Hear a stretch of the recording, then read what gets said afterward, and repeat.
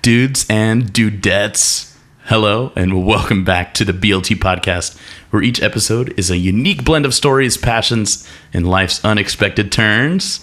I'm your host, Brandon, and today I'm coming at you from Bryan, Texas, with a very special guest. I feel like every episode is like, oh, this is a special episode. It's a special guest. But this one is actually special, not just fake special. Fake? Yeah. I'm here with Mackenzie, who is a whirlwind. Just real quick, she didn't want me to read it. I'm going to read part of it. Yeah. Okay. We used to be arch enemies, turned debate partners and friends. We really hated each other. And she's had her own personal journey. And now she is, well, not even now. For the last like 5 or 6 years, we've been like super, super close. Besties for the resties. Yeah. Amen to that. Yeah. And she's acting very calm and reserved right now. This girl is not. Because I feel like I'm a big girl. Because I listen to podcasts myself. So I'm just like. But you listen to those like. I listen to Cody. Yeah, I was about to say. Miller, so y'all know, if y'all know them, y'all know they kind of fuck around a lot. But. So this is going to be one of those episodes, right? Huh? This is going to be just like one of those episodes? Yeah, 100%. 100%. 100%. One hundo. We're here to share just some roller coasters of our story, some different perspectives on, I don't know. I heard she wanted to talk about women drivers at one point. Oh, yeah. Women, like, we're not hating on all women. We're specifically hating on my women driving. Oh, okay. So my woman, I am woman. Okay. I'm glad you made the distinction. I am woman. I don't want a future employer to listen to this and not hire me. Yeah, I am woman.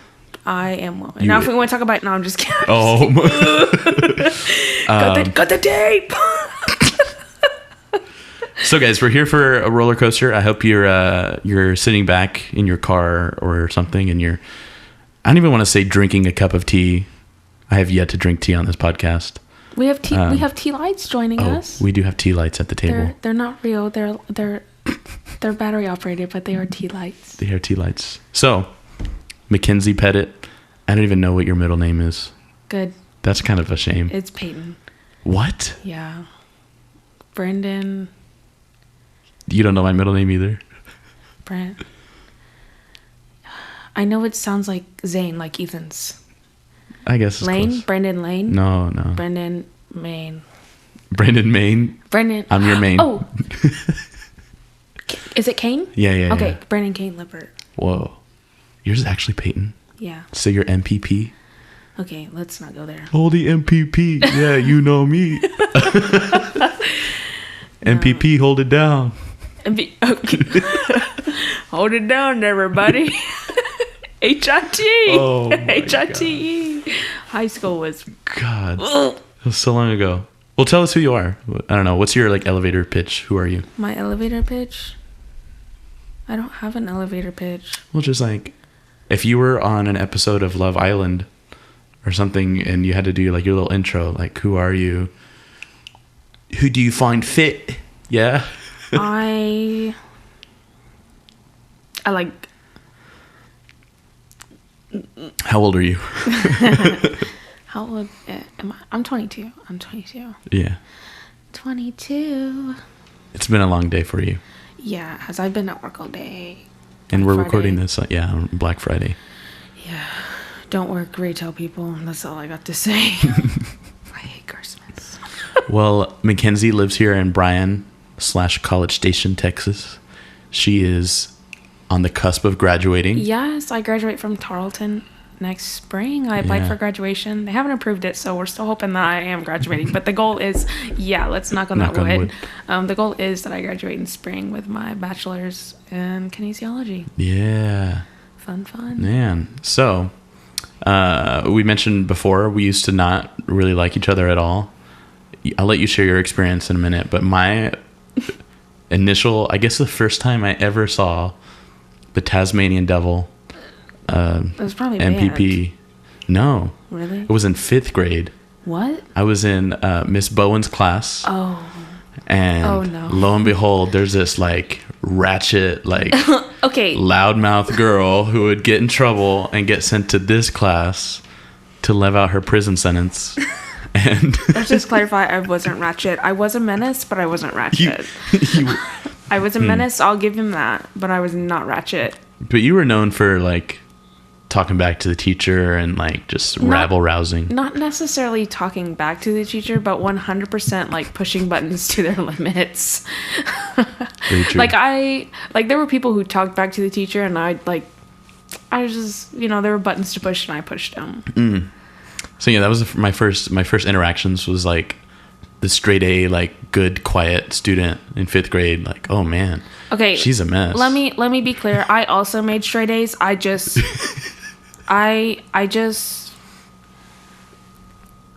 had no interest in. I don't know how to say this, but I was a smart kid. You just didn't want to. Yeah, I just didn't want to bow down to the patriarchy. Okay, amen. Amen. Fuck all men. So that was that. A woman. A women. Amen and a women. Yes. I hate people like that. We were in band together in middle school and high school, and you were just a very strong personality, and I was also a very strong personality. And I don't know, we just didn't vibe very well. Is that a safe assumption? Yeah, so I didn't like Brandon because he was a stuck-up little bitch. If I'm being completely honest, Brandon was always wanting to do the right thing, and I was like, live a little, bro. Especially like I met Brandon in band. Like when I got sent over to that classroom, I obviously didn't really interact with anybody. Just the corner that you're put in. Yeah, where Colin and Garrett would throw erasers at me, and then I'd get in trouble. Miss Bones got to get sent back. Do you remember what they used to say in 5th grade? Anyway, this is so random, but they would combine like a racist joke and a your mom joke in one, and they would say Colin like, and Garrett. yeah, they'd be like ching chong your mom. Colin and Garrett are the funniest people alive. Colin and Garrett, if you're listening, random. I love you. I miss them so much. But yeah, I met Brandon definitely in band. We didn't have a lot of interaction in 6th grade. We were both brass. So Brandon, I don't know if y'all know, but he played trombone and I played trumpet. So like the 6th grade part of it, we didn't really have a lot of interaction. Like I was aware of Brandon. I know we might have had tutorials together. Yeah, you were aware of me because I was that cool. I was aware of him, but I really like got to know him in 7th grade when we were in symphonic band together. And like I said, everyone in, I don't know. Well, we didn't. Words are hard. It's okay. Miss King, I'm so sorry if you're listening. Oh, no. But we didn't like you. She knows I didn't like her.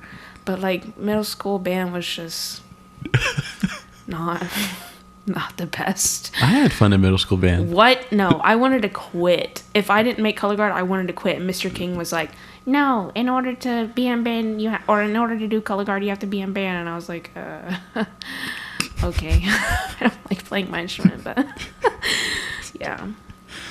Well, you made it. Yeah. And then we got to high school. You did get into color guard. Yeah, I did make color guard. And then, I don't know. We just kind of continued our antics until probably junior year when we started. Yeah. Like, we did just glaze over something that was very important. What? My freshman year of high school. It was like one of those things where it's like keep your enemies close and your friends closer, I guess. I had a huge crush on you my freshman year of high school. Oh. That was when you and Dylan. But he said I was ratchet. Y'all remember that? I kind of like ratchet girls. Run it back. No. It was like. Oh, when I was dating Dylan. When you were dating Dylan or whatever that was. And then I was like. Damn, she kind of fine. What if she dated me? But anyway, yeah, then we went on. And then junior year, when we both started like being responsible adults, doing dual credit. Yeah. Taking band seriously. No. Okay, wait. I never took band seriously. The only thing I took seriously was color guard. Oh, tomato. No, I practiced my instrument never. I was not going to be a music major. Like, never. No. Oh, yeah, but band is part of... Color guard is band. Okay, so for the first half of the year, I took band extremely seriously. Probably to the point where it was too much. But yeah, come concert season, didn't really care. I stopped playing... When Mr. King made that rule that if you made region band, all your grades would turn to 100, I stopped playing chair tests because I knew I was going to make region band and beat everybody in my section. So I was like... I'll just not take the time to play. Well, you did good at region, then you did area too. Yeah, like I didn't like band because I wasn't good at it. Like I was definitely good at it. You're just lazy. I just didn't know. Yeah. My blend instructor, my private lessons instructor, told me I was a waste of talent, and I was like, well, I'm not a music major, so. Dang. Yeah, it didn't really hurt my feelings. He wasn't being ugly about it. He was just kind of like one day, like I was in there practicing, or he was helping me, and he was just like, you're a waste of talent. Like you could go so far, and I was like, yeah, but I don't want to. Jeez. Yeah, I didn't take it. Like I said, he wasn't being mean about it. He was just like, you're like, yeah, you're spitting facts right now. Yeah. He was like, yo, like you could do something with this. Like you're good. Like you don't have to try. And I was just like, I don't know. I don't want to put in the work. Yeah. I don't want to do it. And it is a lot of work. I don't blame you there. Speaking of not doing the work in college, I think I was the second or third highest paid trumpet player. I did not play my chair test, and I sat last chair at the second band, in the bottom of the second band. Like the not good band. I was just rolling. Oops. Rocking and rolling. And it ended up, like, towards the end, like, our last concert, like, Dr. Prince started putting me on the first parts because the trumpets couldn't do it. So they had no choice. Yeah, they were like, nah, like, McKenzie's good. McKenzie's good. Oh. How did Dr. Burke feel about that? Did she know or care? What do you mean? Dr. Burke? Like about well, what? Just like that the band program is paying you so much money to be in the band, but you didn't care? I don't think they knew, because, like, we all talked about, like, our scholarships. I'm sure they knew, but not, like, to the extent. They didn't really care. Like, they knew I wasn't a music major. So, I remember my audition, because I auditioned for guard, and they just, like, took my band audition, too. And I remember them, like, when I played, because I just played my region band music. They had me sight read. I didn't do very well on that, because I can't read notes. I couldn't either. My Texas State audition, they made me do sight reading. I'm so surprised they even, like, accepted me. Yeah, me too. Bad. I don't know. But they were all, like, after I finished my etude, they were like, you have really nice tone. Like, you sounded really good. And I was like, period. That's because all I did, like, was listen to other, like, professional people play, and I'd play along to it. That's how I learned my region music. Not that I knew how to read notes. It was just I listened to noises, and I knew what the notes were. Rhythms. I can't read rhythms very well. That's what it is. I actually was the same way. If I didn't hear how it sounded like first, I don't know, I could hack through it. Miss Cheryl had to sit by me most of the time. I'd be like, please sing it for me. Because anything more extensive than an eighth note, I was like, huh? What is this? What is that? What does it mean when there's two lines on a note? Yeah, or what's that little half line? What is that? What is that? I don't know. Man. So we did band, but then our senior year, I don't even remember how we got roped into it. You might have just roped me into it, doing debate. That would be Natalie Frerick. Oh. Yeah. So shout out to you, Natalie Frerick. You were already doing the prose? Poetry or something, and I think you had... Were you doing any speeches? Mm-mm. Well, I know Natalie was like, you would be good at this, and Miss Temple was like, yeah, you would be good at this. And then they were like, well, I didn't want to do it alone. I didn't want to do moral debate because, like, my morals are like the Lincoln Douglas debate. Yeah, like, it's too existential a lot of the time. I don't really... I have really strong morals when it comes to things. And when I believe I'm right, I'm really open-minded. But on the inside, I'm like, no. And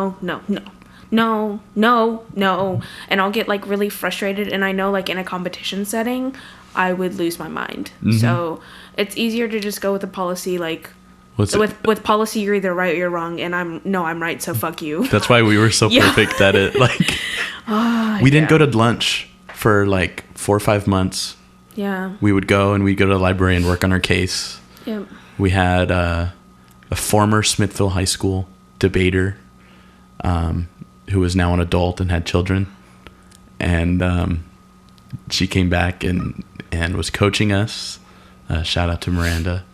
And taught us from scratch, which, mind you, most of the people that do debate had been doing it for either all of high school, or they went to a debate summer camp, and we just showed up. So I know the stuff was in January or February, and I think I want to say we started in November. Yeah, we started like right after band stopped. Yeah.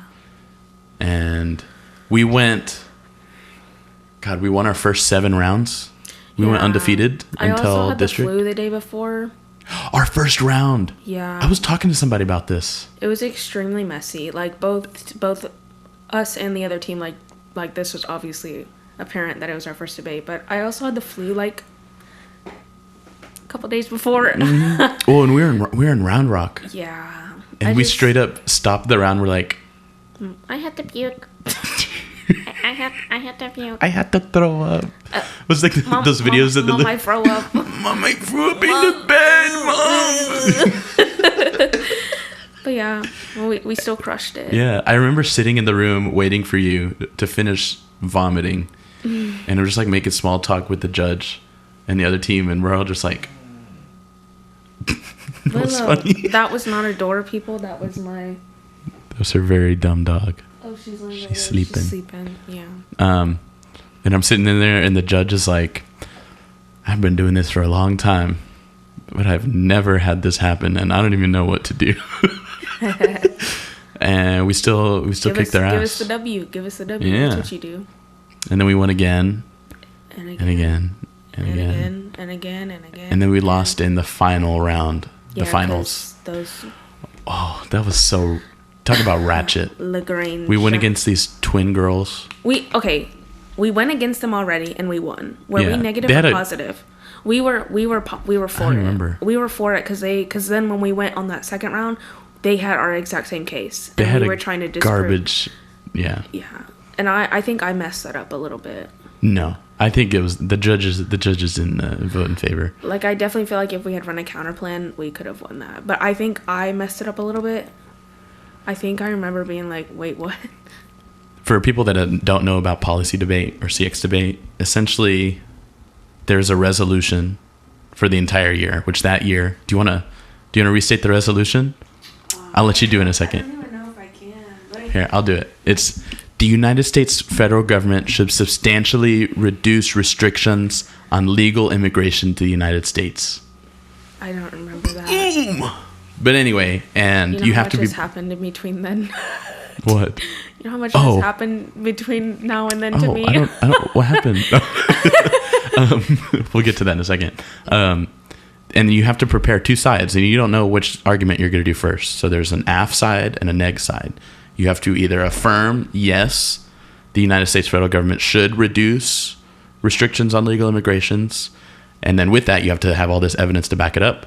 And then the negative side is going to go either against what the other team does and say that it's a bad idea, or B, have their own counter plan. Yeah. And there's a whole bunch of extra stuff that you have to be able to do.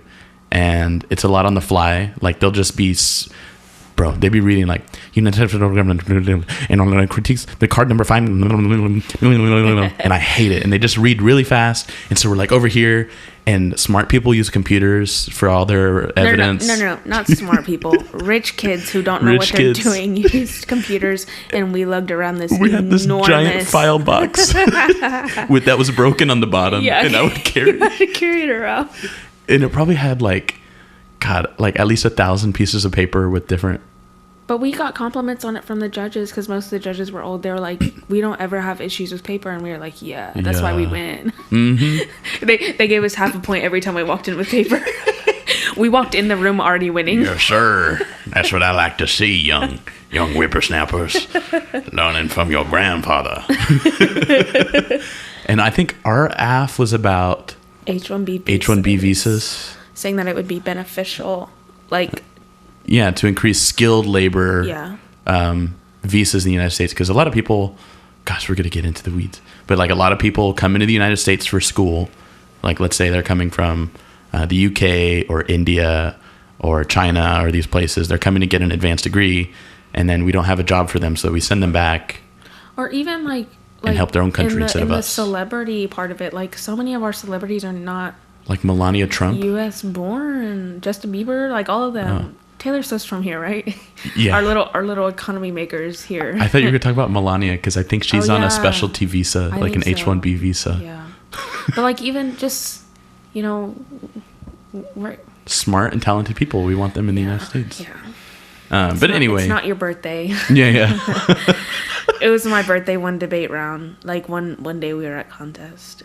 And someone was trying to make the excuse that we have like safe harbor or something like that. Like people should be allowed to come to the United States. And I was just like, no, like we can't, like we have safe, like we'll let people in if you're struggling, but also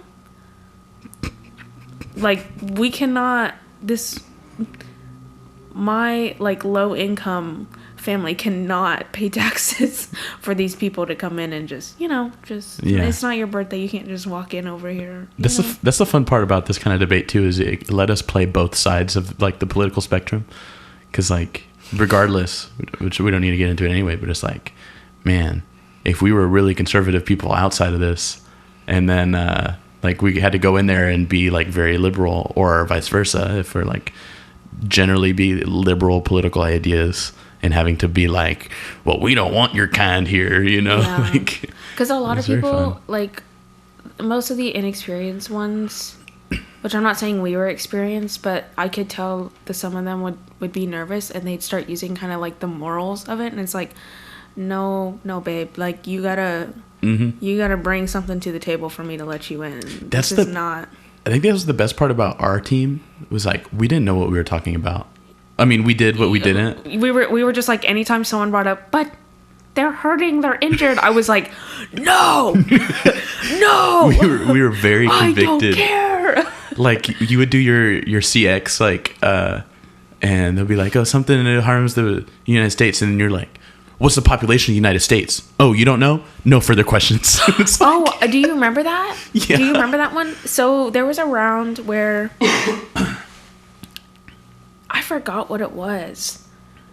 I don't even remember what their thing was, but it was something about just letting, like, I think it was open borders. Mm-hmm. I think it was open borders. And I opened, like, my question was, do you know the maximum, like, do you know the population of the United States? She goes, no.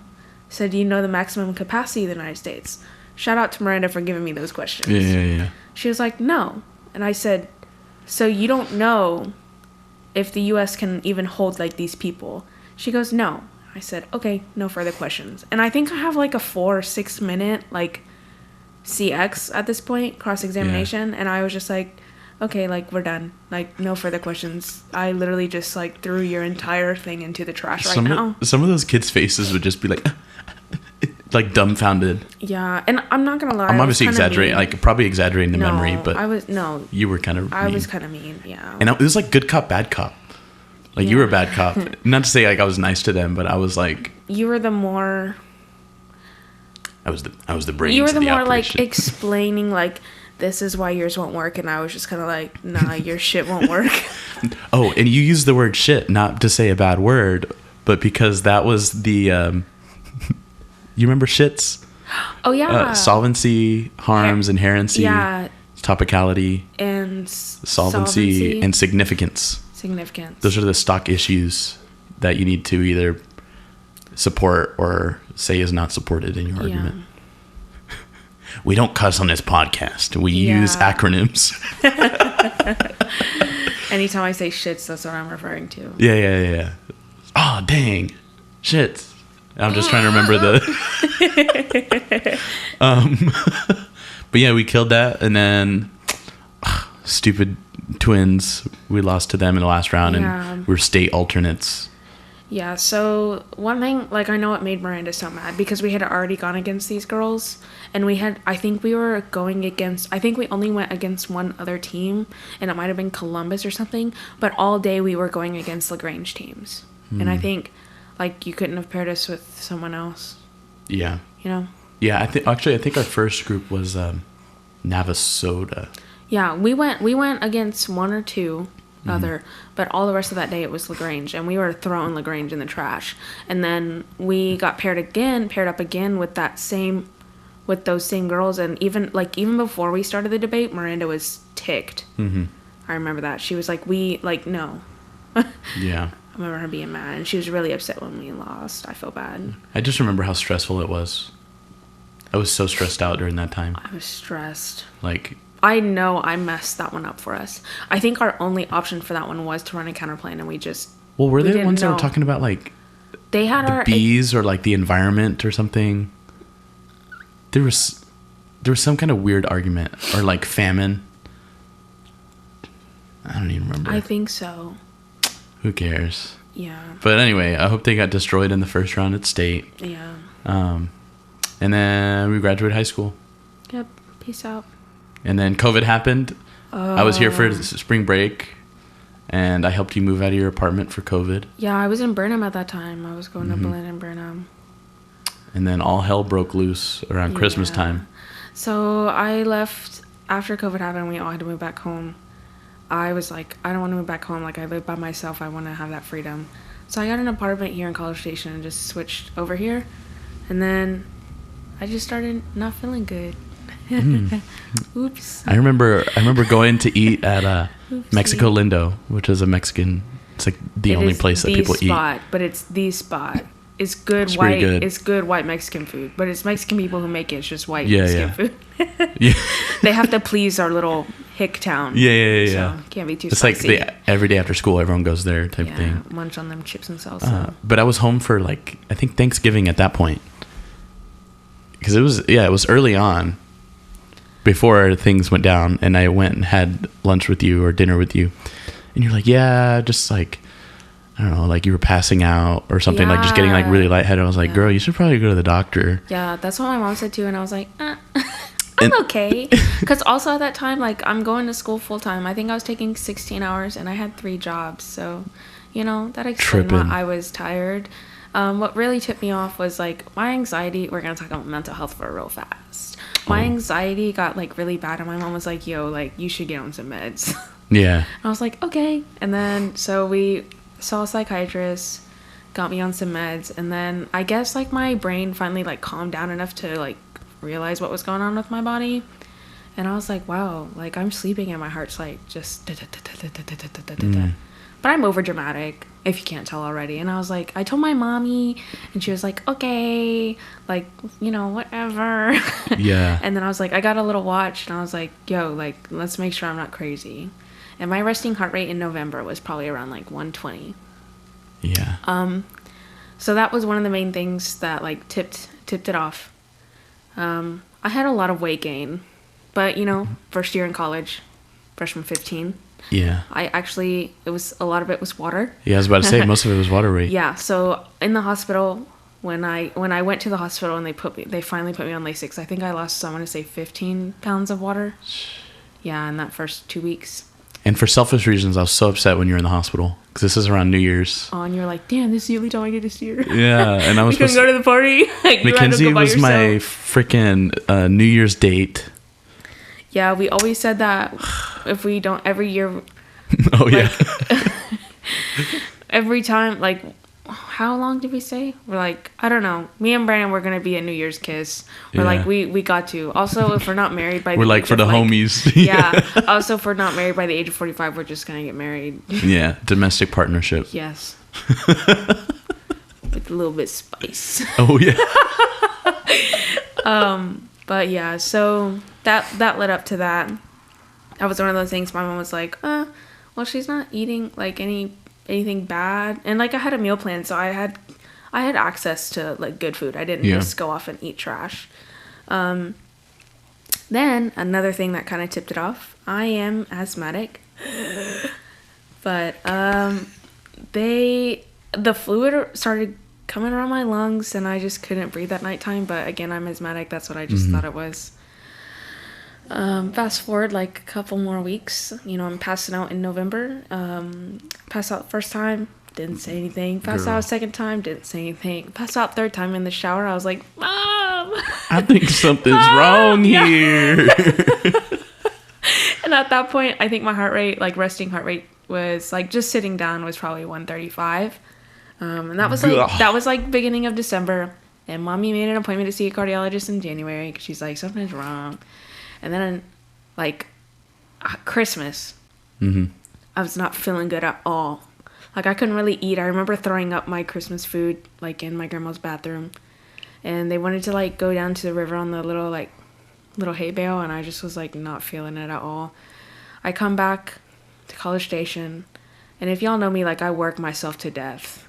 So, literally, almost. Yeah. So, I went to 3 work. jobs to death. Yeah. I went to work. I worked at Panda Express that after Christmas, the 26th, I went to work. And, they, like, I was tired, so they just realized I wasn't feeling good, so they sent me home. I came back the next day, and, like, I don't call out for work just because, like, I'll still be at work. I actually asked if I could go home, so I went back to my apartment, and I sat in my bathtub for a little bit, because I was so tired. It also got to the point, like, I had to go up 3 flights of stairs. I would literally take 3 steps and have to pause for, like, 5 minutes, because I was so out of breath going up those stairs. Called my mom, and I was like, Mom, I don't feel good. I'm sure she was angry because she had to drive an hour to come up here and get me. She took me to the ER. Those fuckers insisted I was on drugs or something, because at that point my resting heart rate was like 140, 150. Like, it just kept, like, going up. I was like, no, I'm not on drugs. I'm not on drugs. Oh, yeah, you were telling me about this last time I was here. Yeah, I was really mad, and my mom was kind of mad too. Like, they kept asking me. They Dang, all that speed I took earlier. Yeah, like, because I work 3 jobs and I have money and the time to do it. Whatever. But, yeah, they thought I had COVID pneumonia, so I sat in the COVID ward all by myself. Mind you, this is the first time I've ever been in the hospital in my entire life, and I'm 19, so mommy and daddy can't, like, come with me because they're adults, so they didn't have that, like, COVID, like, I guess, exemption, because I'm not a minor, I'm an adult. So, yeah, I was in the COVID ward for, like, a week, getting COVID lobotomies all the time. 4 of them came back negative, and they were still like, no, she's got COVID pneumonia, and I was like, okay. And then they moved me to ICU, and then they were like, hey, you're in heart failure. I was like, okay. Surprise, motherfucker. Yay. And they were like, we're going to try and fix it with meds. And then they were like, the meds aren't working. And they're like, okay, so we're going to do a heart transplant. And I was like, okay. And then they were like, actually, I don't think you'll make it to transplant. We're going to give you something called an LVAD. And I was like, okay. And an LVAD is a left ventricular assist device. It's a little pump that pumps for your heart. It's pretty crazy. So then I got that, and I was in the hospital for, like, a little bit longer because I had some other issues. After I got my LVAD placed. I remember you were in there through your birthday. Yeah, so I got out. And I hoped that they wouldn't put my doctor's appointment on the 5th. I was like, please don't do it. They did it. I was like, dang it. We get there, and they sent me over. They wheeled me across the little bridge back into the hospital. I was like, this is why I didn't want to come on my birthday. Like, just wait for the next day. Like, well, you guys have to remember, like, I've been in there already for a month and a half. Yeah. Like, I don't want to come back on my birthday. I don't want to do it. And sure enough, she scheduled me on my birthday, and then they were like, you need to go over next door. But yeah, after I got my LVAD place, I had some stomach issues. I actually had a twisted intestine, and they went in and said, took that chunk out. I didn't know that. What the hell? Yeah, 5 days after open heart surgery, I also got my stomach cut open. Yeah, fun. And then daddy gave mommy COVID, and no one could come see me in the hospital for a long time, and I was by myself, and it was sad. But boyfriend moved back from college, and he would come to see me. He's very annoying, but I guess he's sweet. He loved me. I love him. I don't like him sometimes, but I love him. But yeah. So tell us about the LVAD, because I can give my description of it, but I don't know if that would be very nice. So basically, it's a little pump. It sits at the bottom of your left ventricle, and it spins. It just pumps the blood through your body. It's powered by batteries, or like external. It's external, so I had a little cut at my side where a little power cord would come out. Yeah, he's laughing.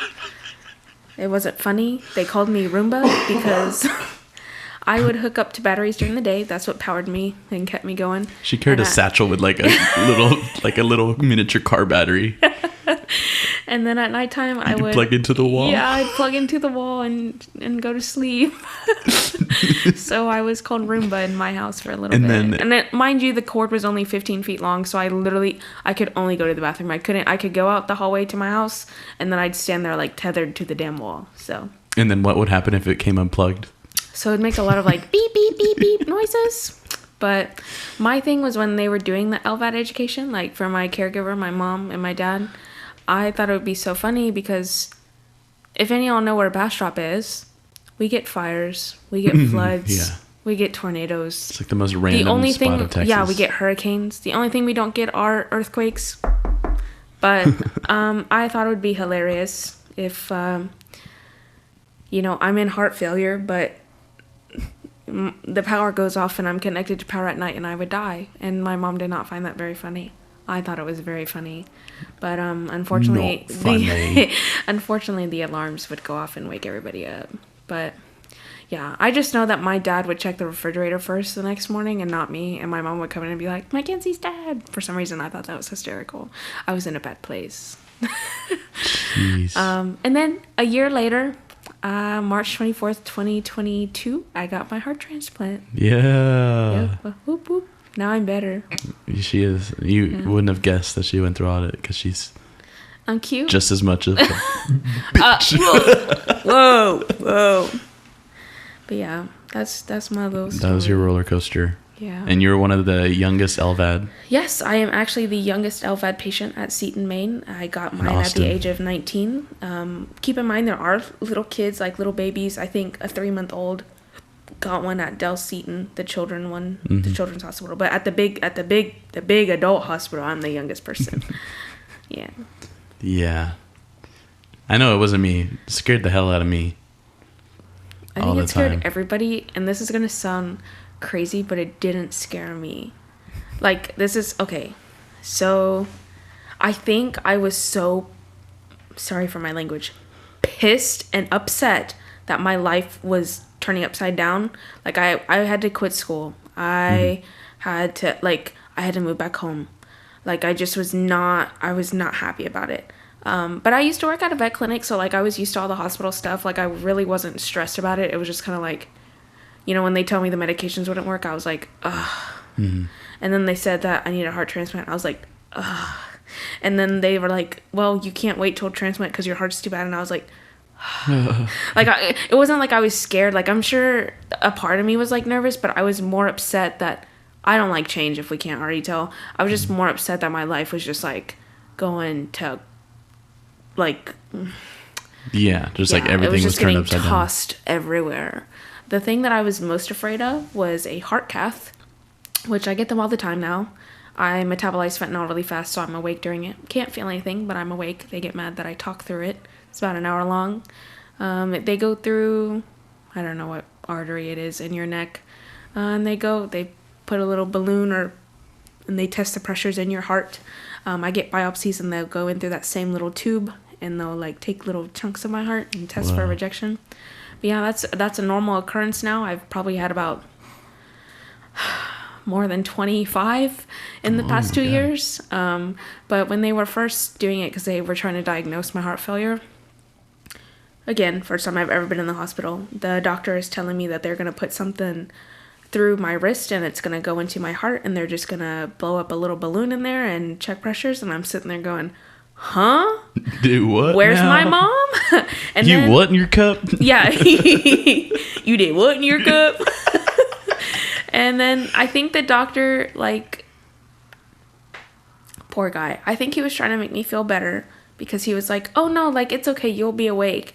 And instantly I was like, absolutely not. Absolutely not. So, in case y'all want to know, I've never had any of these without sedation. I'm sure I could, but I'm not really sedated anyways because I go through it too fast. So, yeah, just for anxiety reasons, I think I was terrified of that. I had to call my mom. And also, like, while he's explaining this to me, they're handing me all these papers because, I have to sign them now. And it was like, just in case you die, just in case you do this, just in case you need blood, and I have to sign all of this. And I was like, very overwhelmed. I was very overwhelmed. I was just like, Yeah. But the whole heart transplant, the LVAD, it wasn't a big deal to me. But yeah, oh well. I guess, yeah. Boyfriend did move back from college. He was in Colorado. I was very happy. A small part of me wanted him to finish the semester and, like, you know, not drop everything for a girl. But I'll never tell him this, but I was very, very happy when he came back to see me. Yeah. His parents bought him a plane ticket, and he drove straight from the Austin airport and just went to the hospital to see me. Don't ever tell him I said that. You appreciate him? No, not that I appreciate him, but, like, yeah, I guess I appreciate him. Dang. I told him, I said, I'm thankful for you I told him that last night. I said, I'm thankful for you. But yeah, I love Ethan, but there's, yeah. Like, you know, like, I don't want him to, you know, leave everything for a girl, which, I mean, he was at a very prestigious college, and now he's just kind of like, hanging around. You just gave him the excuse he wanted. Yeah. Basically. Just kidding. You guys have been dating for, like... 4 years. Yo. Yeah, we started dating May of my senior year. Boyfriend stealer, apparently. Yeah. Yeah. You're such a wench. Yeah. Oh, well. We're still together and they're not, so. Dang. So, you're a heart transplant survivor now. You went back to school.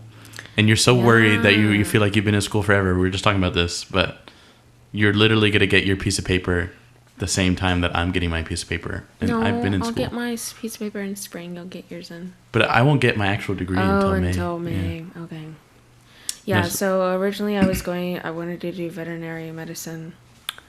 Obviously, when you realize life is pretty dang short, like 19 years too short, you reevaluate. Like, why would I go to school for an extra for half of that? 6 years or whatever.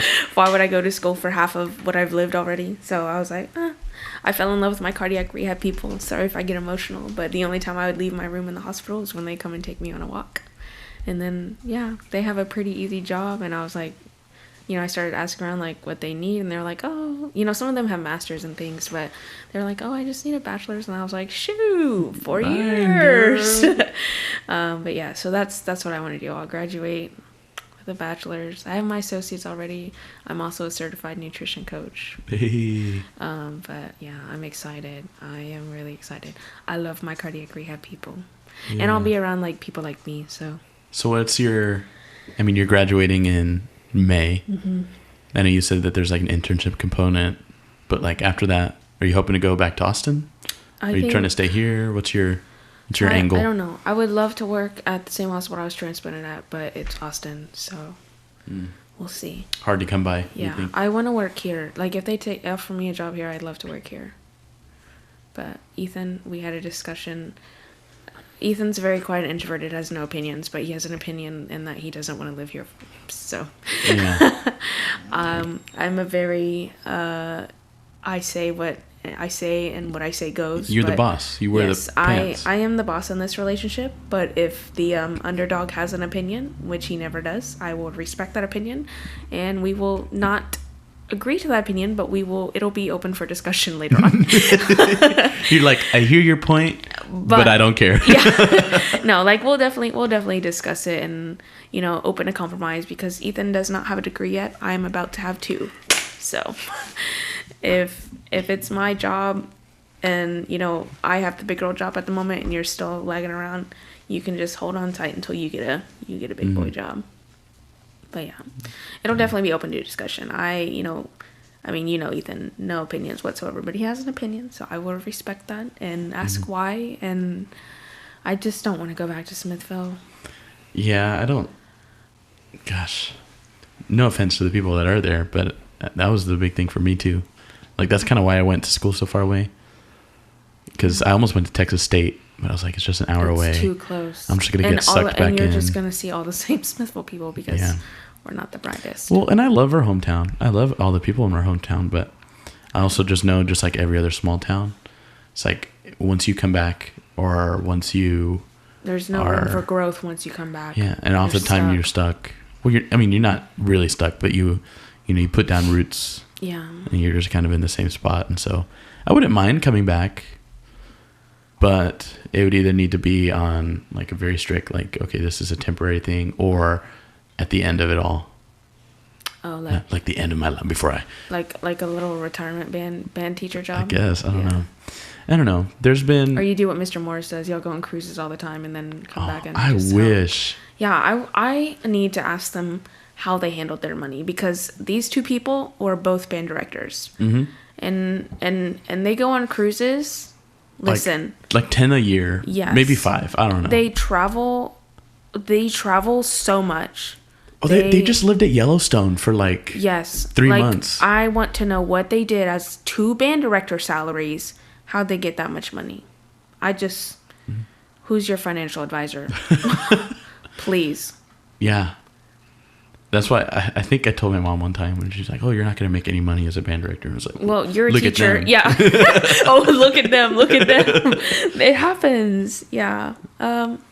Yeah, so speaking of Mr. Morris, he had also had a bone marrow transplant too. So we are we're transplant buddies. One day I saw him at the hospital.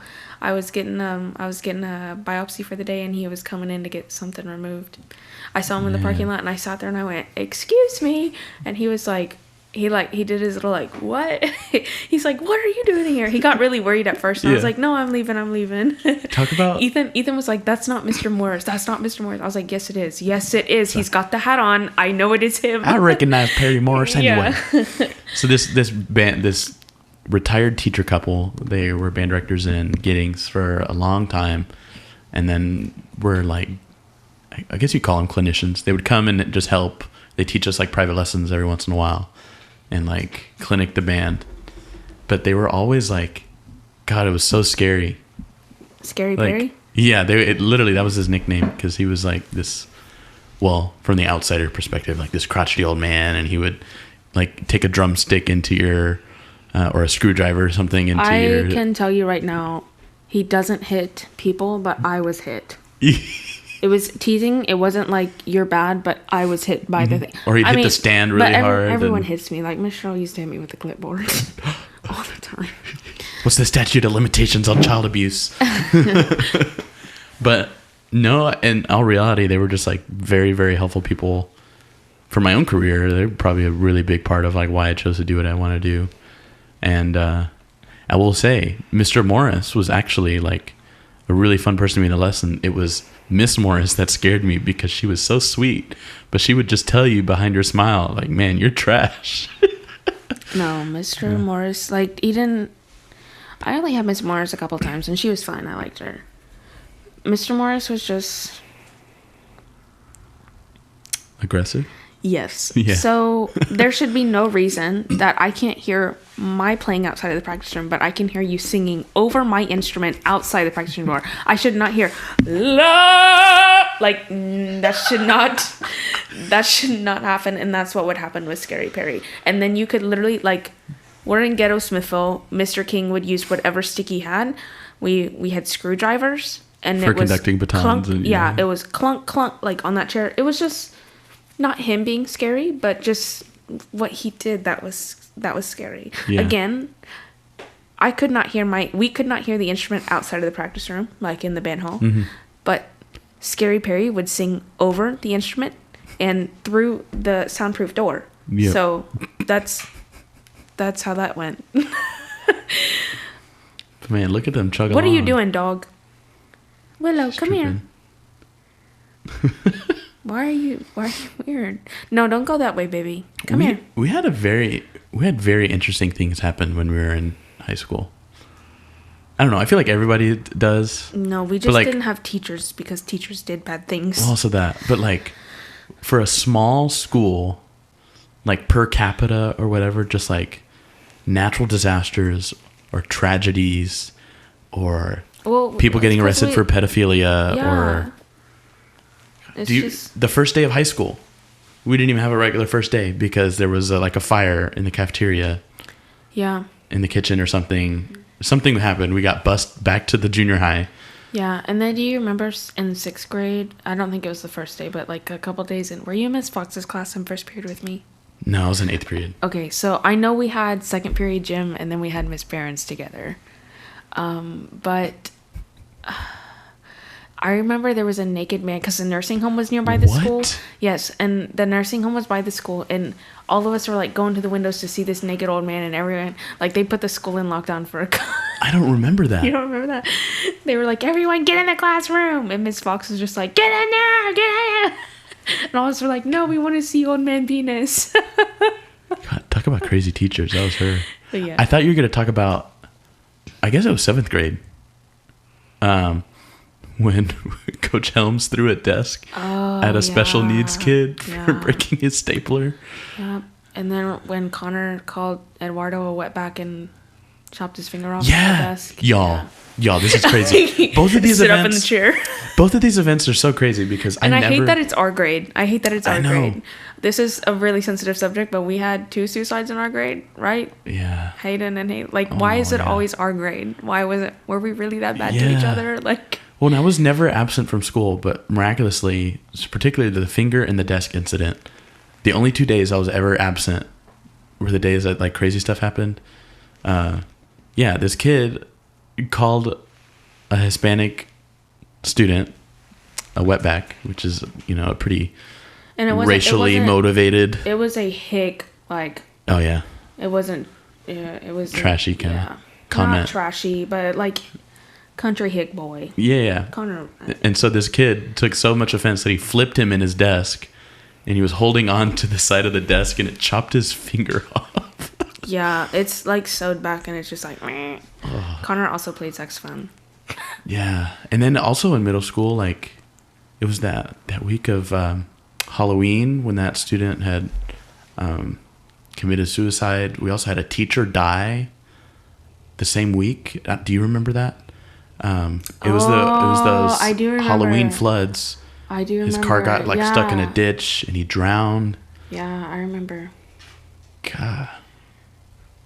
And then there was just fires all the time. Yeah, the largest fire in Texas history, or most devastating one. It was in 2011. It was in 5th grade. And then we had another one in 2015, but it wasn't as big. And I think that one started in Busher State Park, not Bastrop. Yeah.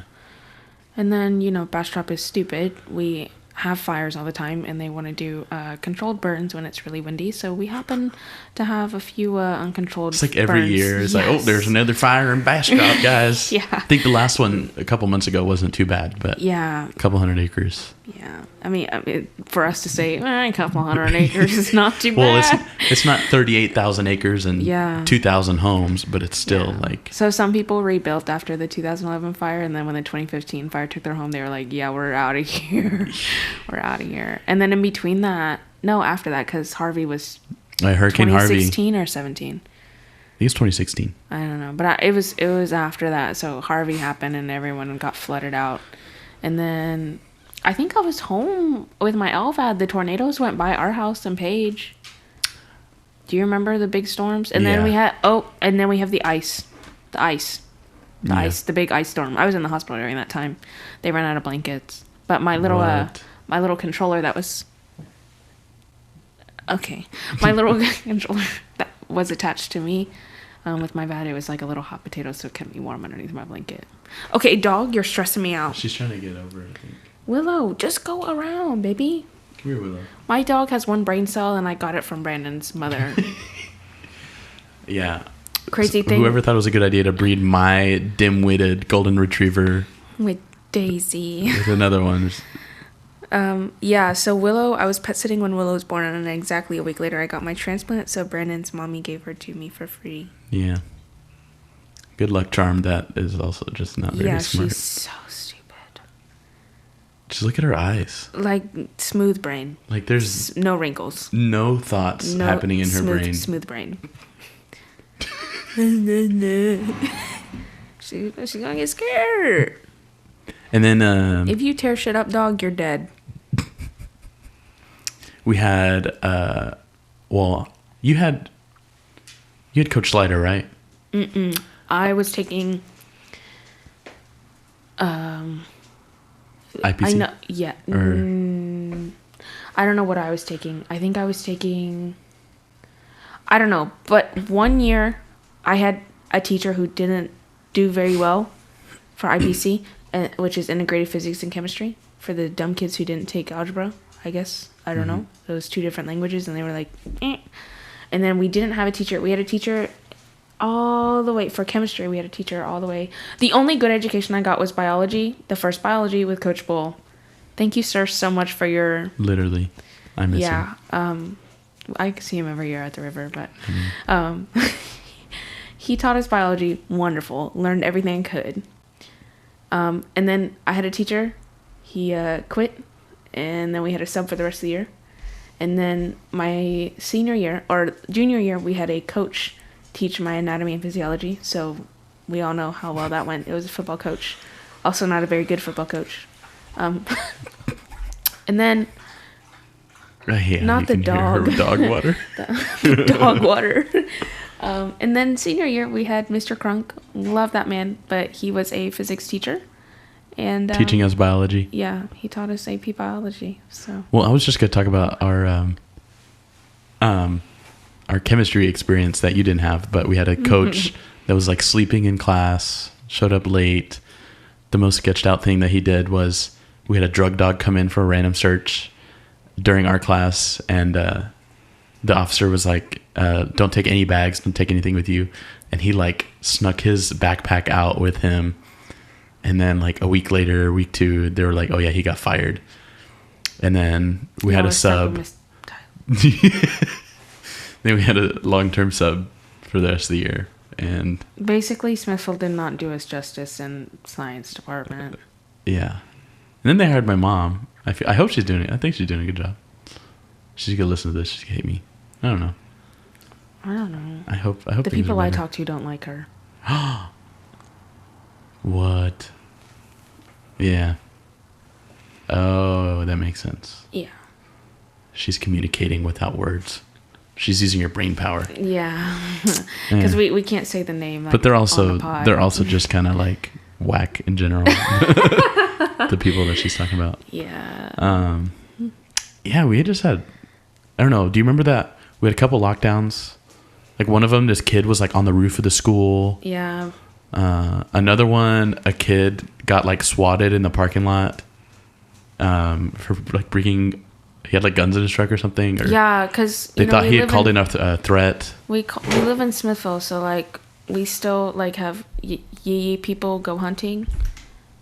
So it wasn't like actual guns to shoot up the school. It was some guns to go get some deers for the table. And he got like tackled in the parking lot. Yeah, and then he was like, yo, I'm just going hunting later, bruh. I mean, not saying that it's okay because that is a rule, but like, I mean, I'm not scared. Did you know that same student got paddled by the principal like our junior year of high school or senior, like legit? Yeah. Who paddled him? The Batman guy? I don't know. I mean, this kid that we're talking about is like Batman 6'6". We had a new principal Batman? Every single year. So I remember we had a Dr. Brown guy. That was so racist. But it was a black guy, and he was a doctor. Is that who you called Batman? No. Oh. And then we had, sophomore year, we had a guy that looked like Batman. Not Coach. It started with an S, right? Sykes? Sykes? I thought that was a woman. Seitz or something? Is it Dr. Sykes or Mr. Sykes? I don't remember. No. Okay, I know we had Copeland. I know we had Dr. Brown guy. I know we had... Why are you laughing? Because it's just... I think it was Sykes. And then we had Parker. Well, Parker was there. Before, but then he left. Yeah. He went to go be... And then we had Mr. Smith. Oh, yeah, Mr. Smith. Dude, he was the best one. Mr. Smith. And then we had the guy that is there now. Copeland. Yeah. Anyway. Bunch of really weird stuff.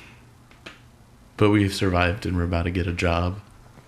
Big pants job. Yeah. Not this retail job that makes me hate the holiday seasons. And we're in a position where Brandon comes home every 3 months and then drives to Bryan.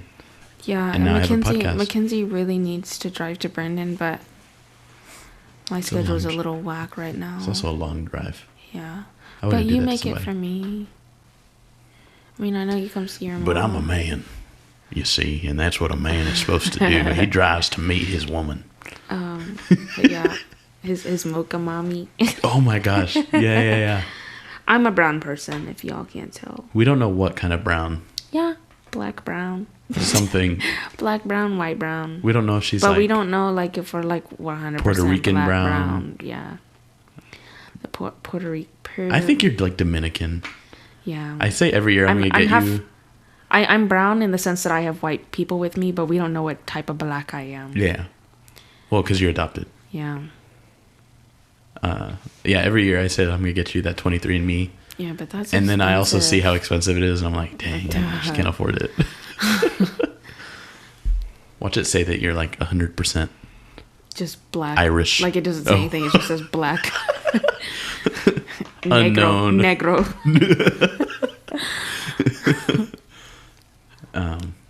But Noir. we're also in a position where we can talk about women drivers, though, right? Isn't that something that you wanted to? Oh yeah. So Ethan gets mad. The dog ate my glasses, so I haven't had glasses. Jinkies, my glasses. I haven't had glasses for a hot minute, but I don't really function well at nighttime. Like the world is definitely a different place while I'm driving at nighttime. Add to that, I hit a lot of things, but there's no dents in my car because everything I hit is really slow. No, I move at a snail's pace. You won't know that I hit you. There's a Garner and Riley sign in Bastrop, Texas, when I worked there. Backed up into and it. his dad's physical therapy. Yes. Don't know how many times I backed into that. There's no dent on my car. No dent on my car. Well, I also don't get tickets either. I'm cute, so I don't get tickets. I think I've been pulled over 12 or 13 times in my life. Don't get tickets. Ethan was with me in the car. Ethan has been pulled over twice. That's the boyfriend. Or 2 or 3 times he's gotten a ticket. More than half of those times. I was on my way to graduation 8 weeks after I got cleared to drive from my heart transplant to get my associate's degree. I was going 90 and a 60. Car pulled out before I even passed him. He clocked me going in at 60 and gave me a warning. Ethan was very upset. So you're gloating now. Yeah, Ethan was very upset because I wasn't even being really nice to the officer, but that's okay.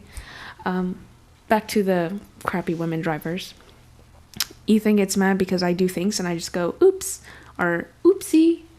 Well, we went to Whataburger 3 days ago. What? Yeah, we went to Whataburger 3 days ago. We took Willow with us just to get her out of the house. It was at 11. Driving downtown Bryan, hit a curb. Bunk, bunk, bunk, bunk, bunk. Like the dog, I saw the dog in the rearview mirror. It's like at a bouncy house. I just took a turn, so I wasn't going super slow. Excuse me. I wasn't going super slow, but I also wasn't going super fast. I 100% for sure thought I messed up my car, big time. The front end was gong, gong. The back end, the dog was, wee! And Ethan's in the passenger seat going what? Yeah, so we go to Whataburger. I make Ethan get out of the car. Nothing. Absolutely nothing. Nothing's wrong. Nothing's dented. Nothing. I was like, oops. And then you're just back on the road. Yeah, nothing happened. Back on the road. Went to go order me a little Whataburger. And then Ethan says I also brake really late. He thinks my depth perception is wrong, but I don't lean forward in my car. And Ethan says it's because I'm holding the steering wheel. But he says, well, and I've had Willow sit in the passenger seat with me, and she doesn't do that. Maybe I drive more carefully because the dog's in there. He's just dramatic. But yeah, he says now that he hits the invisible brake, and he insists on taking his truck anywhere we drive together. So, yeah. I mean, I guess I'm similar. I'm a very control freak when I drive. Well, with other people. My mom, she says that you're always not letting me drive. You say that I'm taking the wheel. Or I don't know. She said something yesterday that was kind of funny. She's like, you're the big bully. You're the one that's saying, I'm driving. Get out of the car. And Annabella, who's living with us for a little while, she's looking at me chuckling. And I was like, yeah, because I talk like this. I say things like that. I got pulled over for the first time. Actually, twice. Really? Within 2 weeks. Shoot. I missed a stop sign. Oop. But I fluttered my eyelashes too, just like you.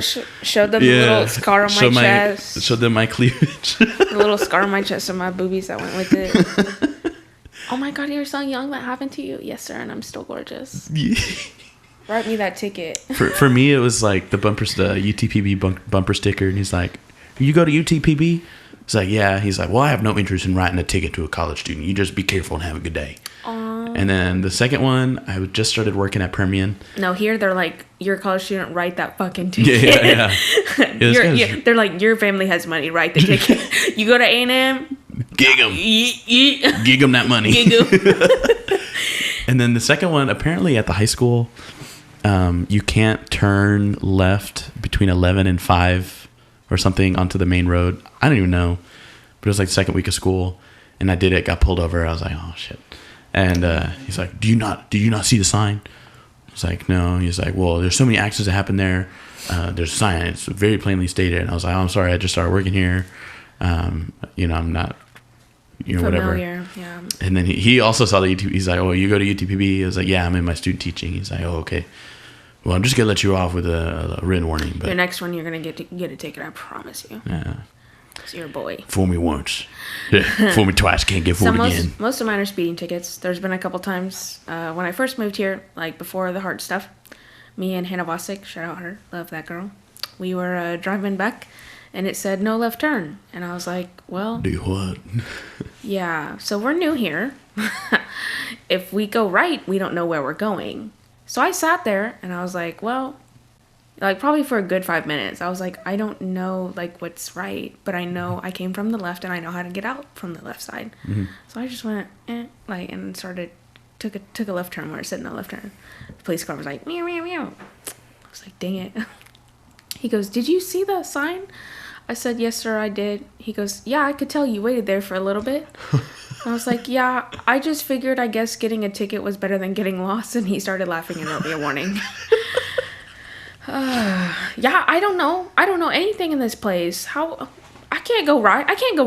Are you crazy? I came from the left. I gotta go back left. That's some woman math right there.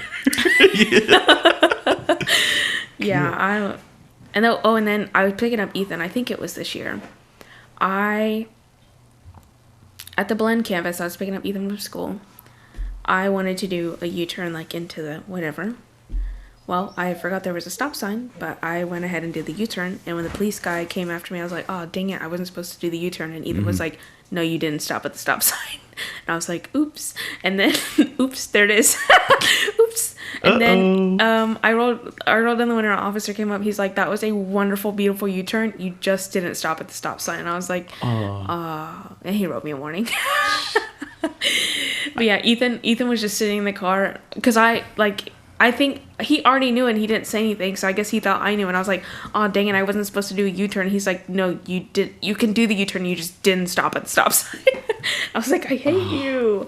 I didn't even see it. I've been involved in 4 collisions, but I wouldn't even call them collisions. The first one, when Darden drove my car and hit yours. Well, that was definitely one of them. Or drove your car. You know, that first day I got my new car, well, it's not new, but whenever I had first gotten it, Darden asked if he could drive it after Pals. I said, sure. We're getting back to my parking spot. Me and Mackenzie parked next to each other because we're besties. And I was like, Darden, you're not going to make it. I'm going to make it. I can see. You're not going to make it. Taps Mackenzie's bumper. They didn't tell me. And she found out like a year and a half later. Yeah. Pissed. It didn't even leave any mark. I don't care. You guys hit my car and you didn't tell me. I was scared. Scared for what? It was Darden who hit my car. But I let it happen. I was so scared. The fact that y'all were that terrified of me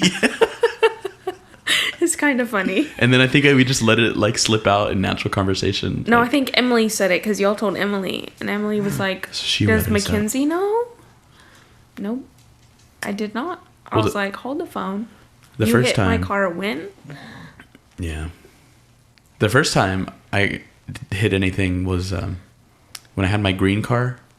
Oh, yeah. And I just got my ancestry. Oh. My 23andMe. You saw it and you were like, gotta live up to it. No, I got my results like while I'm driving home. And I was 53%. Like, oh, yeah. And then our mailbox was like, I don't know, like 200 or 300 feet past the gate because we lived in the country. And I was looking at it and I was like, oh, I need to get the mail. Oh no. And I changed my mind on gravel and I just slammed on the brakes and I went straight into our front entrance.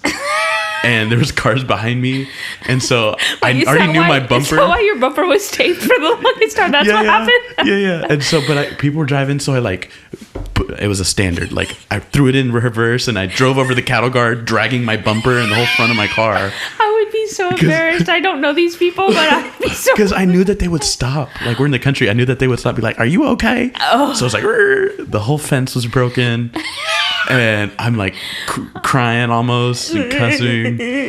And I gorilla taped my bumper back onto my car for like 8 months. And then I used zip ties. Yeah, then we switched to zip ties. A little bit more oomph. Yeah.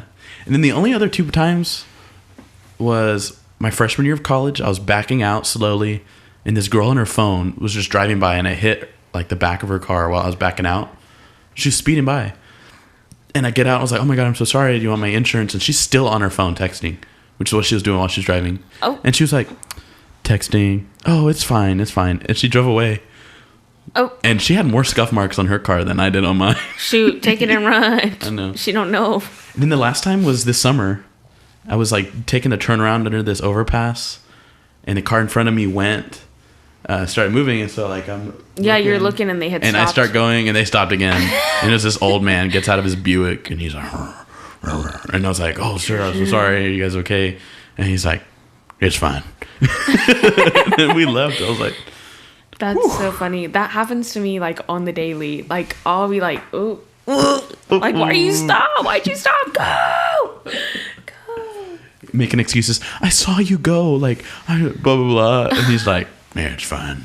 It's fine. Keep on moving. Did you vote for Donald Trump? Not Trump. Did you know that abortion is a sin? As long as you know that, we're good. Yeah. You're all right in my book. Yeah. God. I hate old people. That's my hot take. I'm just kidding. I like old people. Oh. What's it? That's actually, girl. Willow, you calm down. I know it's dinner time for her. Do you want breakfast? Well, we'll wrap this up then, and for the next couple minutes. No. Okay. Yeah. Well, okay.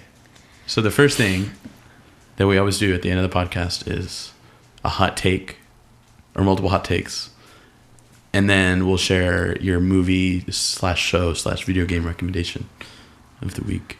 Okay. So I have a hot take. Okay. If you go to the gym, you're not an athlete. Okay. I hope everyone agrees with that. Mm-hmm. Like you're not an athlete. It doesn't like automatically make you an athlete. Yeah. You're an athlete if you partake in a sport. Yeah. Okay. I do agree. I guess to feed off of that, and maybe this is just me because I'm not a person that is like in the gym every day, but people who take. Are you in the gym ever? Well, God, that was mean. Occasionally, when I'm not busy, I have a gym membership. You do? Yeah. I want to get one at TrueFit, but Ethan won't get one with me. I just don't want to go to the gym alone. I got big booty. I got to watch out for them boys. Yeah. big mama. Aunt Fanny over here. I used to talk about your booty all the time. Willow said, "Don't talk about my mama." Here, let's revisit this. Let's feed the dog. And we'll come back. Huh? Let's feed the dog. It's okay. Right? Are you sure? Yeah, I'll make Ethan feed her when she gets home. When he gets home. I'm not dating a girl. He cut his hair. Finally. Yeah. Ethan has really long hair and it's gross. And I finally got him to cut it. I said, I'm tired of getting into bed with a girl. Well, I was just going to say, the people that make the gym their entire personality, like that's cool. Like having your own Yeah, it's cool to hobby. Be fit. Like, yeah. You're not an athlete. You're not an athlete, but also like, I don't know, get over yourself at the same time. There's different types of people that do it the right way, and then there's the people that are just like constantly, admittedly, people that still don't even look good, like, taking pictures like they're and they have like really bad acne. Yeah. You're calling out someone specific right now. I feel. Yeah. That's a very strong hot take. Yeah, I think that's my hot take at the moment. Well, Do you think that marching band's a sport? I do, actually. So do you think that people who do drum corps are athletes? Yeah. I also think, but I feel like for that one, like you can make what makes something a sport for me is like there's a physiological change in your body and like, you know, all the sport rules involved. But I feel like there's a level of activity that needs to be had for it to be a sport, and like certain things, like for me, you know, the high school level marching band, I don't think I would consider ours, like our 4A school, barely. All the running that the color guard did, 100%. But the BOA, like that's the 6A high school. The big schools, 100% a sport. Cheerleading, not a sport. Competitive cheerleading, a sport. I think cheerleaders are still athletes, but they're not. How do I put this? Because then that doesn't back up my like physiological change part of your body. I just feel like there's a level of competition, and some things don't have that. Esports, I don't want to get on that topic. That's not. It's a sport. They're not athletes. Because there's a physiological change in their bodies. Like they're geared up for it. But they're not athletes. But what about the very individualized, still physical skill that is required, like cognitively and like in esports? Yeah, they're not athletes. It's a sport. I'll give it to them. They are not athletes. Yes, they work together with a team, but I feel like athlete is also goes along with a physical fitness type thing. So like you can be athletic, you can be fit, but if you're not like, I don't know, like you're not athletic. You know what I'm trying to say? Or are you just saying they're not conventionally athletic? No, they're not athletic. I'm not. I don't think I'm being. I see what you're saying. I'm trying to play devil's advocate a little bit. I don't know. Do you think golf is a sport? Do you think that they're athletes? I think golf is a sport. I guess. I think there's a lot of physical. I think they're athletes. There's physical wear and tear. Yeah. So I think they're athletes. They condition. Yeah. They train. Ethan sitting in his bedroom playing video games for pleasure is not training. So esports is not training. Like it's not. No. Yeah. Period. So what would your argument be if there was an Olympic esports competition? Like, how would you characterize them if they're not athletes? Like, what would you go? Like, I don't know. You think, well... You just call them gamers? Yeah. Professional gamers? Professional gamers. That's basically what they are. Willow, it has been 12 minutes past 6 o'clock. Can you keep your shit together for that long? No, mommy. I hate that she blinks at you. She's also sitting in the chair like a human. Like, stop. Why are her eyes so weird? I don't know. One of them is smaller than the other, but then some days, like, the One's other lopsided. eye is... Yeah, but some days it switches. So I'm like, what is happening? No, she's got her arms... She had her arms on the side of the My sofa. dog also has an underbite. You always see her teeth. She's really stupid.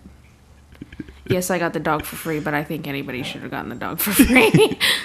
You wanted the runt, to be fair. Yeah, because I did want her because she's small. Well, and she was like dead, or we didn't know that she was... She was okay, so I was pet sitting. Yeah. I was told there were 8 puppies, and there were, like, the 8th puppy was iffy.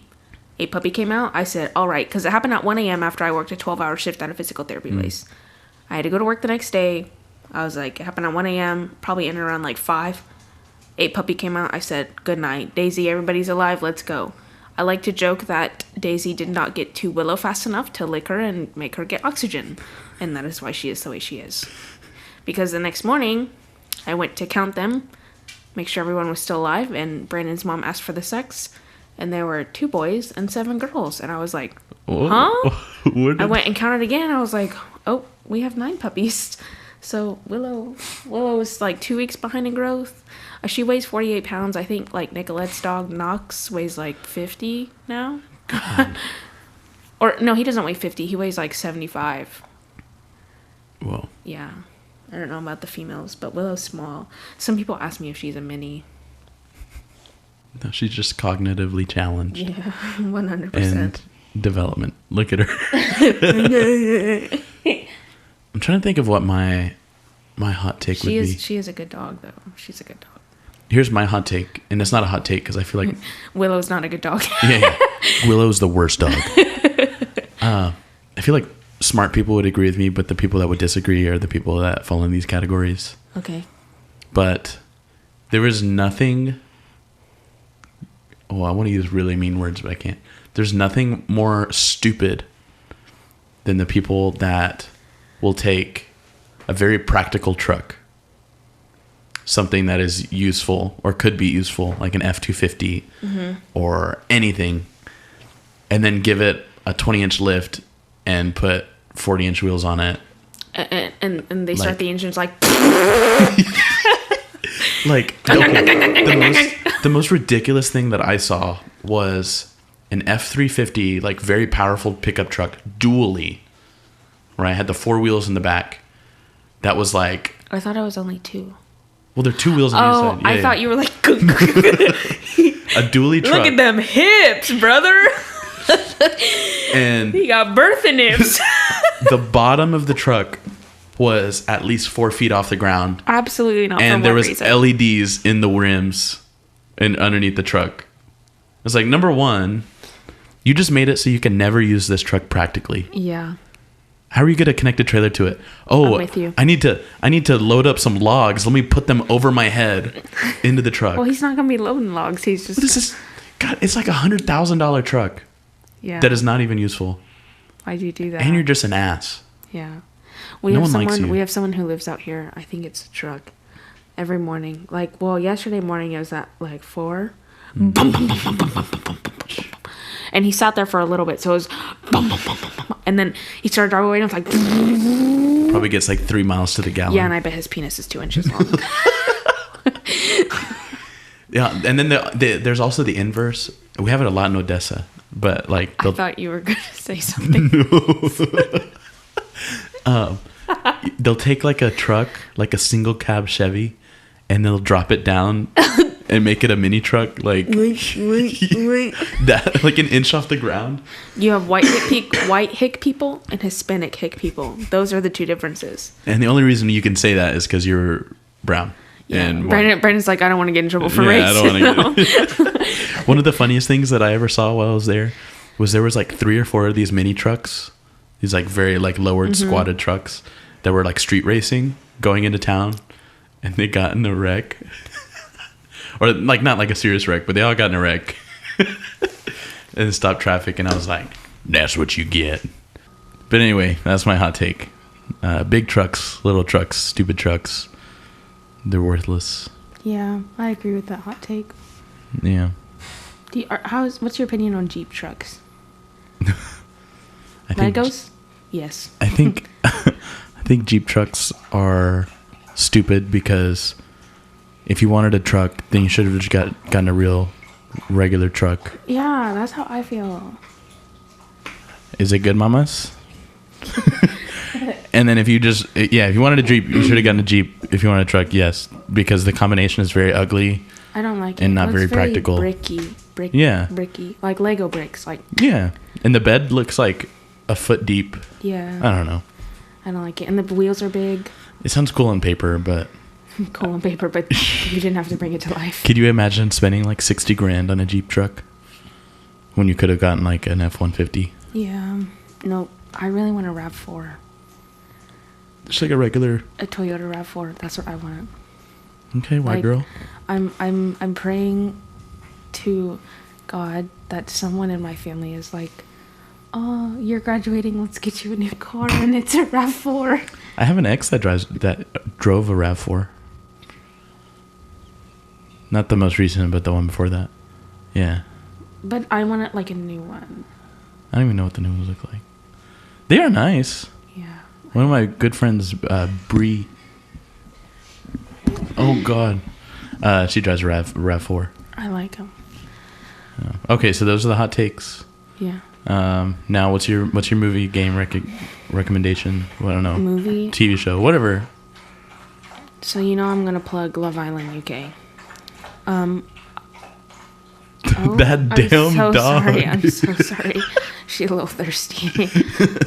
Me too, but we don't talk about it. Dad came home, so she got a little thirsty. Yeah.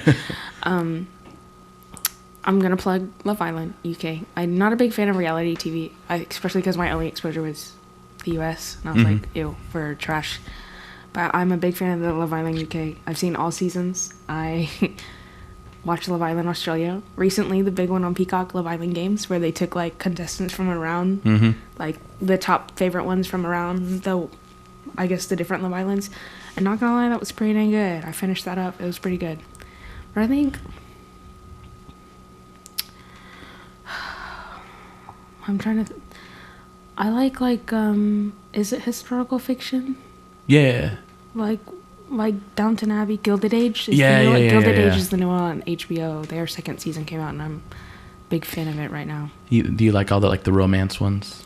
Like, oh, Prince. Like Bridgerton? I watched Bridgerton. Did you watch it for the plot or? I watched it for the plot, and then when I realized the plot was the man, I continued watching it because there was a new boy every year. Yeah, that's why I watch it. But I watch Poldark.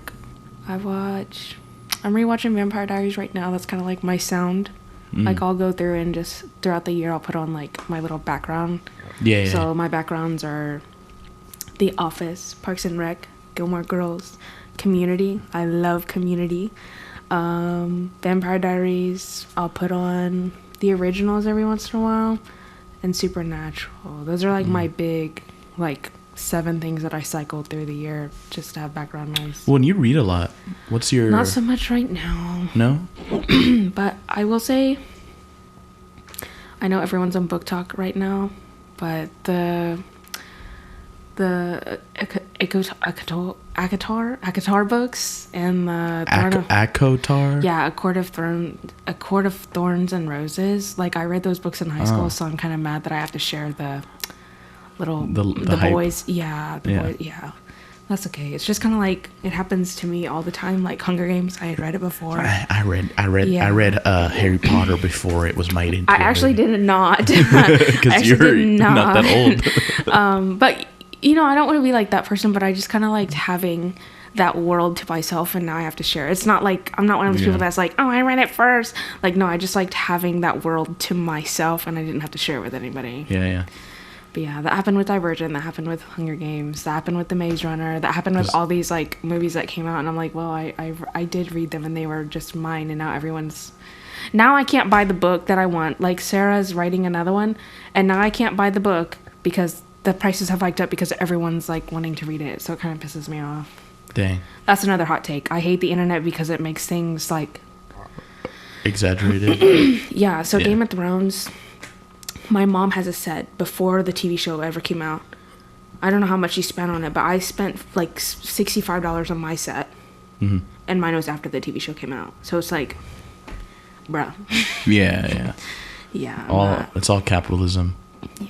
I think I recommended this like 2 episodes ago, but I've been on a South Park binge. I watch like 3 or 4 episodes a day just because it's like mindless, and I have commitment issues. I remember listening, yeah. I have commitment issues to TV shows. All of my not TV talking shows about my mindless. Life. But I think what I was going to plug, I just had it in my head. I'll just go with my back. Oh, it's not even a TV show. It's a YouTube show every day, Monday through Friday. Can you guess what it is? A YouTube show? Yeah. Good Mythical Morning. Oh my God. With Rhett and Link. Okay. I watch them every single day. I used to watch them in the shower until my phone broke. Oh. And then now I watch it on my way to school. And they're now like going on 10 years. Oh wow. I started watching them in 8th grade. With Tristan Bilbo. Oh. I like Tristan. Tristan was cool. Me too. The only really YouTuber people that I've stuck with is Cody Co and Noelle. But I like. I'm so sorry about my dog. I'm so sorry. I like Ben and Emil. They used to be under the TMG studios with Noelle and Cody, but there were like some issues. So they used to have the Trillionaire Mindset pod, and now they have Pay Pigs pod, and those two are hilarious. Yeah. Well, I like Rhett and Link because like it's a variety. It used to be more of a variety than it is today, but they do games. A lot of it is just eating weird food or nasty food, or guessing where food is from, or guessing, I don't know, just like a bunch of random stuff. The first video that me and Tristan watched together was Will It Taco, and all they did was take like taco shells and put random crap in it, like grass and like pig's blood. But now they have an entire like kitchen of like full-time chefs that do like, I don't know, stuff. Like the other day they did like Will It cereal, and they made like actual scientific like cereal out of like weird things. I don't know. It's That's cool. It's a standard, and they're funny. They're hilarious. But anyway, so we've got our recommendations of the week, and now we're pretty much done. Do you have any like parting words of advice or wisdom or hatred or love or nostalgia? So you're not. This isn't your last time on the podcast, so it's not that stressful. This isn't like. It's kind of more like an annoyance. For me, like when you're at a table, like in public, like at a restaurant, put your phone away.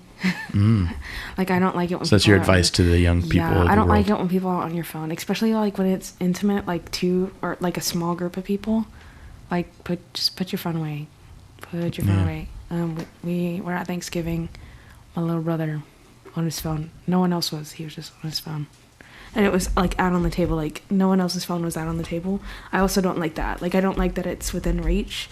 Sometimes I'll do it with Ethan just because like we're both tired and it's the end of the day and we're literally just kind of eating. It's not like a date. We're just kind of going out because I'm too lazy to cook. But yeah, I don't like be in the moment. Like we're on our phones all the time. I took a break the other day, 15-minute break at work. Left my phone in the car. I was absolutely just, what do I do? What do I do? Yeah, we're on it all the time. Get off of it while you're eating. I think my tip is, I guess is one of the reasons why I think I appreciate this friendship so much. But just in general of your personality, but just like people need to be genuine and they don't need to like beat around the bush. Just like pull crap out of their rear end. Yeah.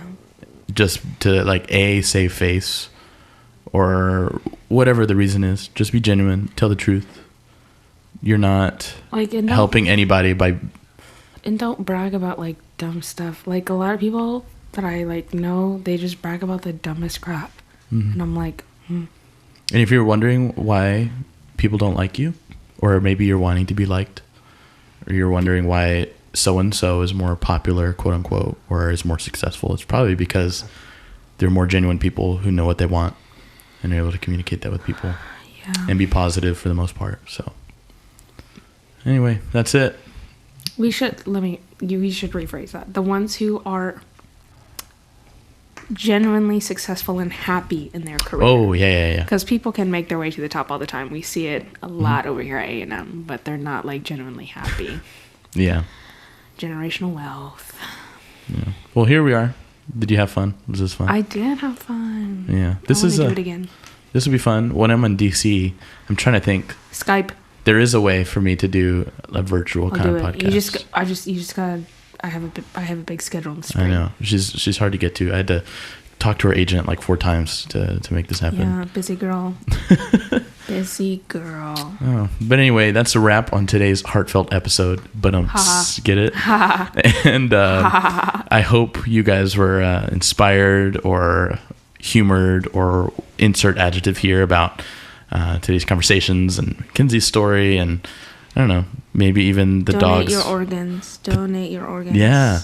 Donate your heart. Register to be an organ donor. Exactly. It's very easy. Next time donate blood. Just donate. Yeah. You don't have to do like anything very difficult. You just have to Living donors exist. Yeah. Donate your bone marrow, Yeah. which is painful, but Kidneys. If you live a healthy life, do it. If you don't, don't do it. You might need your second kidney later on in life. I'm very thankful for you, and I'm thankful that somebody was an organ donor for you. Cause this is a Thanksgiving episode. I would have cried so much. I probably would have cried the rest of my life. If I died? Yeah. He probably would have died like a couple hours later just from heartbreak.